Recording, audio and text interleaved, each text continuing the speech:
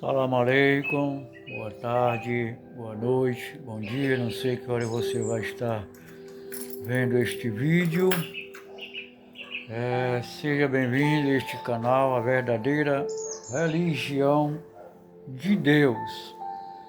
Aqui nós estudamos as Sagradas Escrituras, o original hebraico. Também estudamos o Alcorão. E tratamos aqui somente da verdade, viu, irmão? Eu sei que muitos podem dizer que eu estou ficando louco, alguma coisa, mas a verdade é essa, doa que doer. Passei muito tempo no cristianismo, mas muito estudo, muitos debates, muito estudo, e cheguei à conclusão que o cristianismo ele é uma inverdade, né, a respeito da história, a respeito de Jesus, principalmente a respeito de Jesus, né? E eu tenho uma visão totalmente diferente a respeito do cristianismo. E uma delas aqui, uma bem controversa, porque essa aqui é a principal, né, é o principal dogma cristão que mantém as pessoas ainda presas nessa questão. É a respeito do tal pecado original. Será se existe esse pecado original mesmo? Assim como o dogma cristão afirma, né? Segundo a explicação do dogma, Adão pecou quando desobedeceu a Deus, por comer o fruto proibido da árvore do conhecimento do bem e do mal. Gênesis 2,17. De acordo com a teologia cristã, todos os descendentes de Adão herdaram o pecado dele. O que significa que todos os seres humanos nascem com esse pecado original, né? Segundo o cristianismo, a justiça divina exige a expiação do pecado. Deus não pode perdoar o pecado ainda que leve, sem que para isso seja cumprido algo que o compense. E por mais assombroso que seja, tal do apóstolo Paulo, estabelecem, né, segundo as teorias, né, que foi Paulo que escreveu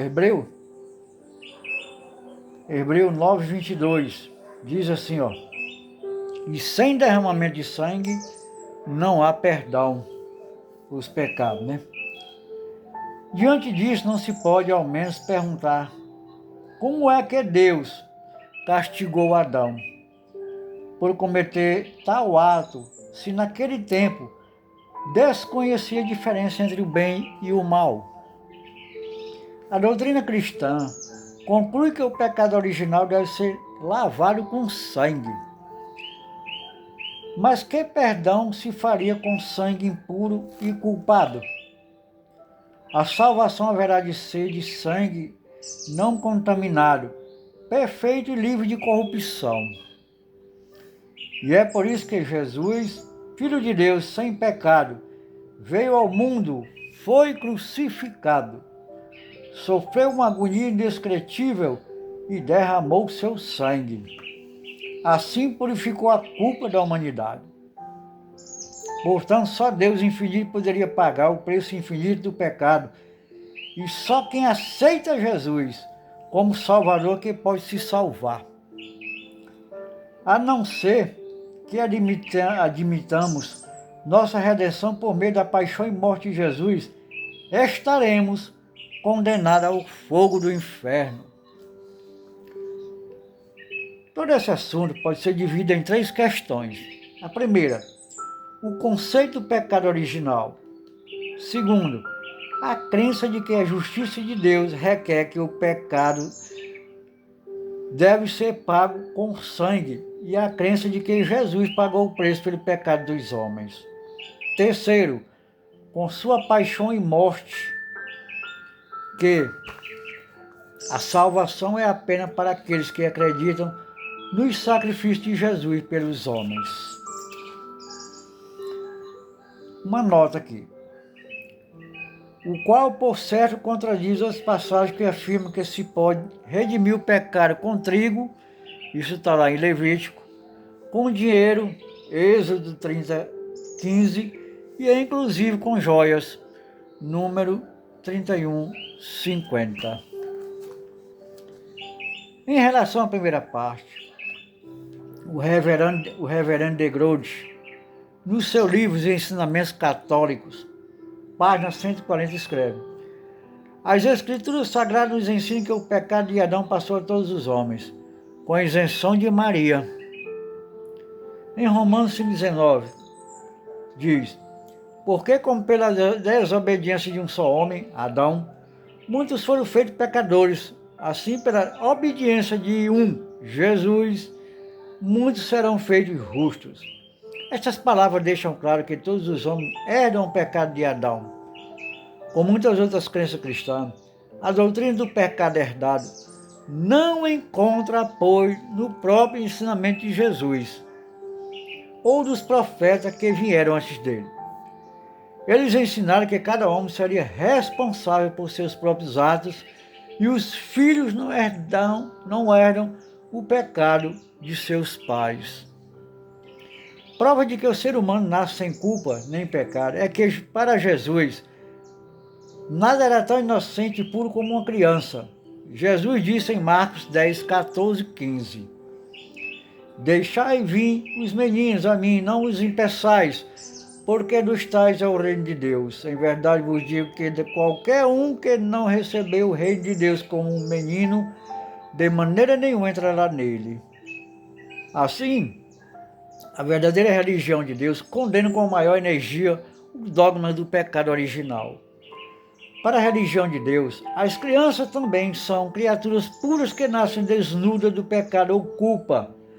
A culpa não se herda. A culpa é uma carga individual que impomos quando fazemos o que não devemos ou não fazer o que devemos.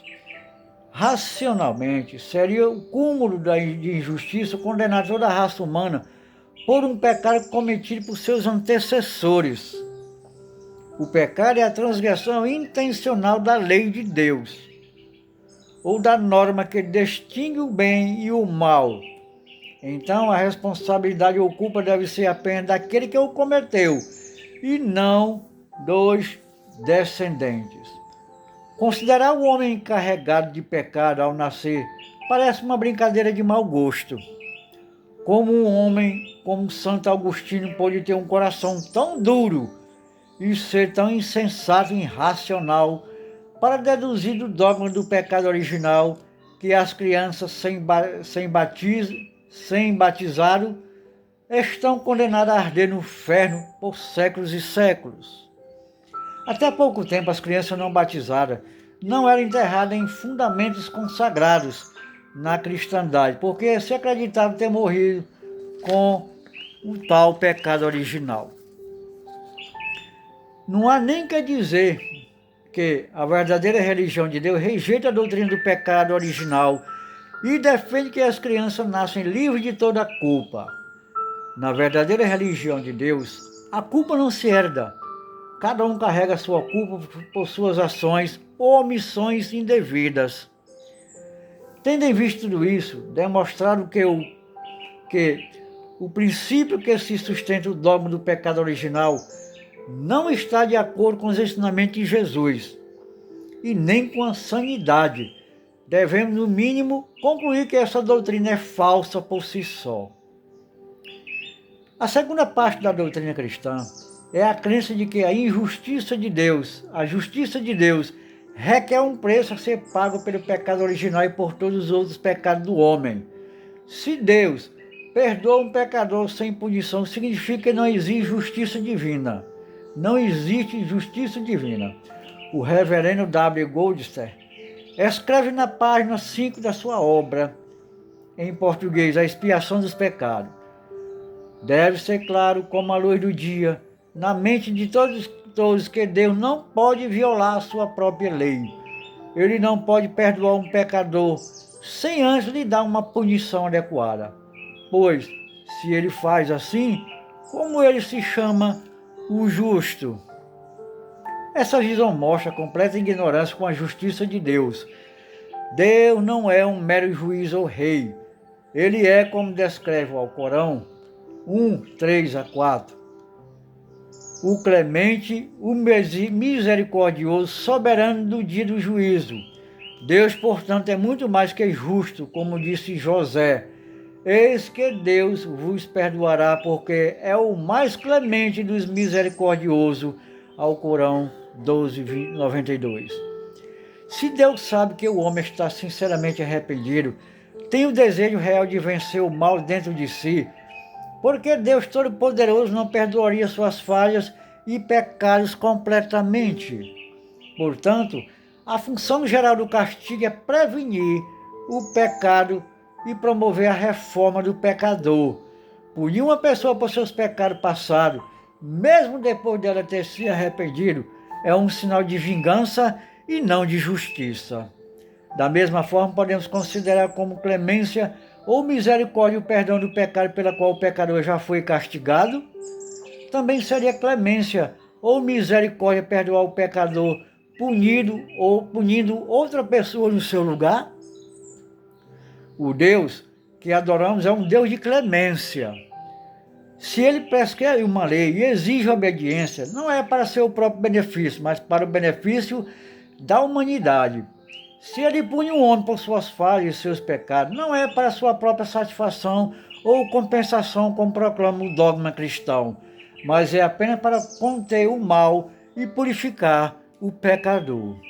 Deus perdoa os erros e pecados daqueles que se arrependem de seus pecados e se corrigem, sem puni-los ou punir qualquer pessoa em seu lugar. E isso não é o contrário à justiça de Deus. Assim diz Deus no Alcorão 6:54. Vosso Senhor impôs a si mesmo a clemência, a fim de que aqueles dentre vós que, por ignorância, cometerem uma falta e logo se arrependerem e se encaminharem, venham a saber que Ele é indulgente, misericordiosíssimo. Muito bem, meus amados irmãos, nós vamos ficando por aqui. Fizemos essa primeira parte e na próxima aula nós vamos fazer a segunda parte final desse estudo, né? Para provar por A mais B que até pelos ensinamentos de Jesus, essa questão de pecado original não tem fundamento nem nas escrituras hebraicas, nem no Alcorão e nem na própria justiça divina. Iremos provar, estamos provando mais uma vez a incoerência do dogma cristão, né? Nesse caso, o dogma do pecado original, que é uma doutrina inventada pelo cristianismo, né? Para manter seus adeptos sobre suas influências.